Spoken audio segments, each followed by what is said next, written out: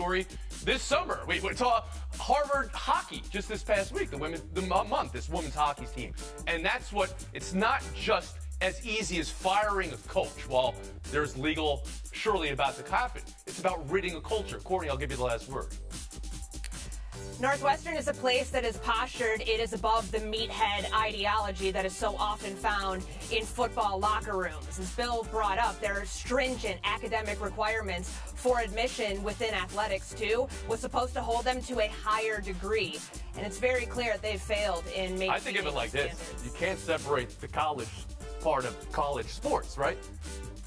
Just put this happening in a maths class or in a psychology class. It's an absolute no. So that's why it also should be an absolute no in all college, high school sports. We must acknowledge the Daily Northwestern story reported by Nicole Marcus, Alice Brown, Cole Reynolds, and Divya Bardwash of the Daily Northwestern. Congrats to them.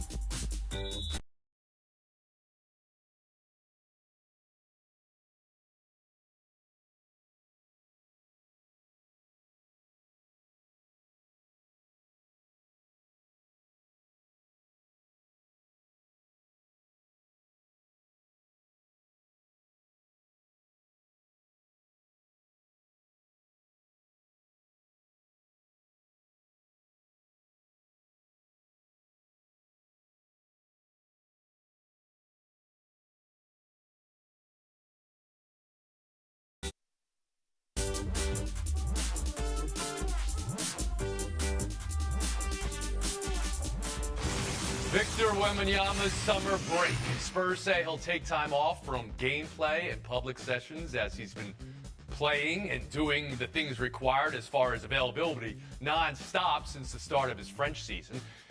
His 2 summer league games came with a microscope on a laser inside a magnifying glass and a particle accelerator. Those are some of his stats. Bill, were 2 games enough for you, and what was your takeaway from those? My first takeaway was that he played 2 games in 3 days. We won't see that again the rest of the season. Pop's going to keep him under lock and key for most of the season. He'll be a little managed. But I thought it was great. He finished the way I thought he would finish. 27-14. He had first game jitters. Second game, he was great. Played great defense. He had a dunk over a guy like a 4 foot away from the basket. He dunked the ball. I mean, this guy's like a freak of nature. All right, so your takeaway is both that he's got a load management season ahead of him before he's even played a game. He needs some load management, okay? And that he lived it up to your expectation. Cronin, how about you? 2 games is more than enough. We already saw Scoot Henderson get injured in his first game. Amen Thompson's going to be out 3 to 4 weeks with an ankle injury.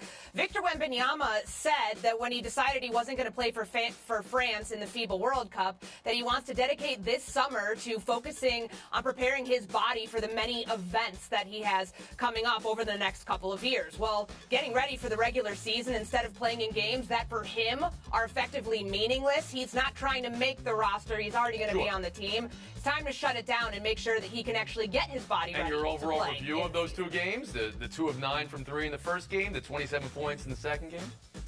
I appreciated the bounce back in game 2. Okay. David Dennis Jr.? This is everything you can hope for from Wemby. The first game, yes, there were jitters, and part of it was just him missing a bunch of shots that he usually makes. But even then, he had 5 blocks, so even in his worst game, he's Rudy Gobert defensively, and he came back on the second game and was unstoppable. They couldn't do anything about him. That putback dunk that he had next game is nobody else in the league can do that. This is the Wemby experience. But you said he missed a lot of shots in the first game he usually makes.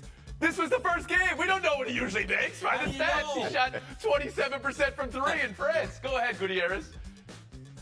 We've seen enough to know what he has to work on, right? That first game, I think, was more of a result of a guy who really wasn't ready to get back on the court. And he talked about this. So much of his days leading up to this have not been about basketball. And I think that's what he wants to get back to, sort of his safety room, his basketball court, really work on things, really work on the Spurs system. And I think that second game was enough to make him feel good about his summer league experience, and now he moves on. So the hype still with all of you people. You're not ticking it down to dial after those 2 games. He's still a prospect. We'll move He's on. still got Buy a or lot sell to work too. on. Chris The Paul, potential when is asked about coming off the bench. Here we go. You coaching? No. Oh, okay. Well, I don't know what the situation is going to be yet. Me and Steve have talked or whatnot, but you know, that ain't something that you be like, what up, man? Where you starting? You coming off? You know what I mean? So I think we'll figure all that stuff out in camp. All right, so buy or sell Paul being comfortable coming off the bench, and buy or sell this being a problem for Golden State down the road, Israel. I'm selling this being the time where Paul has to answer that question. I'm in agreement with him. You've got a team with Steph Curry on it, with Steve Kerr as the head coach. He might potentially find a way to utilize Chris Paul in the starting lineup. He might consider benching Klay Thompson instead and using him with the second unit, because the idea of using Chris Paul with the younger, faster second unit, how much more sense does that make than him finding a way to work with Steph Curry, Draymond Green, Wiggins, and the other starters? So it's not the time for him to answer that if Steve Kerr hasn't addressed it. So, Flashkey, how'd you hear it? I thought Chris Paul was beyond all this. I was wrong. He's still antagonistic. He's still stirring it up. This is not going to work. If he thinks he needs to start, this is not going to work. It. I put it Wow, right what now. a Say take. this. It's say, over. say this take. By the middle of the season, they will trade him. He will not work with Golden State with this attitude. And that's not a hot take. That's a real That's take. not a hot take, By though. the end That's of the cold. season, You're calling it over. no. Phil, Mid-season, I they'll trade appreciate how much you think things can be over before they even start, but here we are in July. First media availability, Mid-season. basically, and you're saying it's over. Mid-season, they're going to trade him. Gordy Cronin, how do you see it? Didn't see that coming. What does he think? Stephen Curry's going to come off the bench and it's not him? I mean, I Right. doubt he's going to be a primary starter, but he will end up starting some games. It's just a matter now of telling somebody a role that they haven't ever played before. He's clearly bristling at it because it's not something he wants to necessarily do, but they brought him there to command the second unit, to help, obviously, how successful of a pick-and-roll player he's been. They need that from him, but it's not going to be with the starters predominantly. David Dennis Jr. Everything's fine. Chris Paul, who, by the way, I've never said a bad word about, knows that he is coming off the bench. Never The covered it. Warriors starting five, the Warriors starting five is the best starting five in the league. They are not breaking that up. What Chris Paul is there for is to raise the ceiling of Moody and Kuminga in that second lineup, and hopefully maybe even close some games. That's the Does important Chris part Paul of where know he's going that? to be in that game. Does Chris Does Paul Chris Paul know that? He That's knows the that. question. He absolutely knows it. Flashkey, it's doesn't over. know that. David Dennis Jr., you walked into a mute there. Cronin, Gutierrez. That's our showdown next.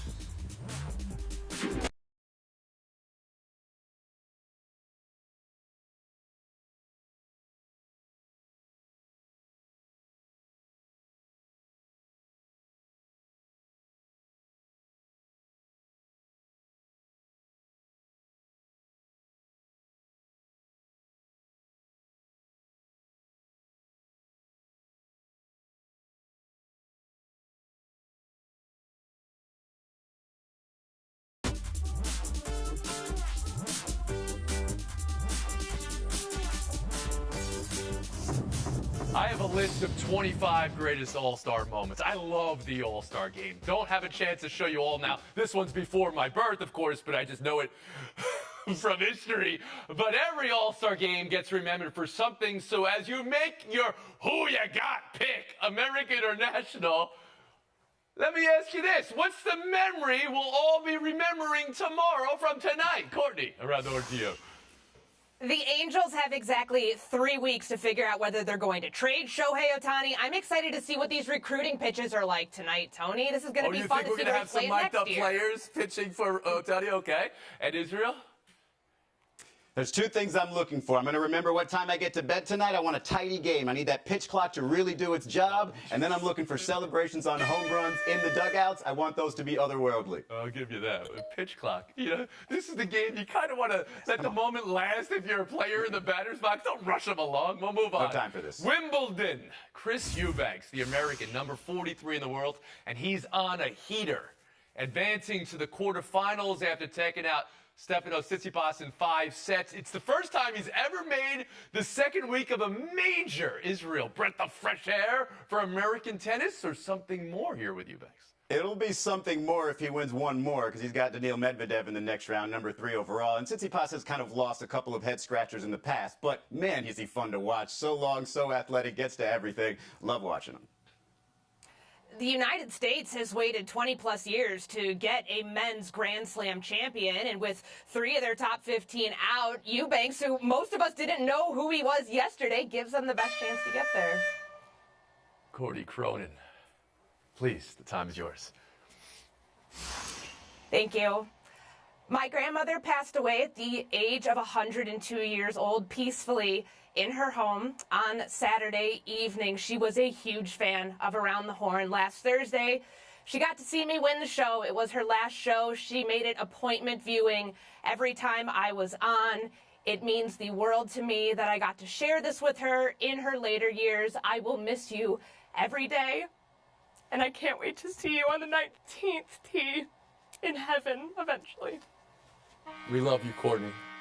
And your grandma, Janice Bruce, saw so many things in an incredible 102 years. Just think of that. But I will tell you this. She will never have been more proud of anything in her life, I'm sure, than seeing her granddaughter succeed like this. See you tomorrow.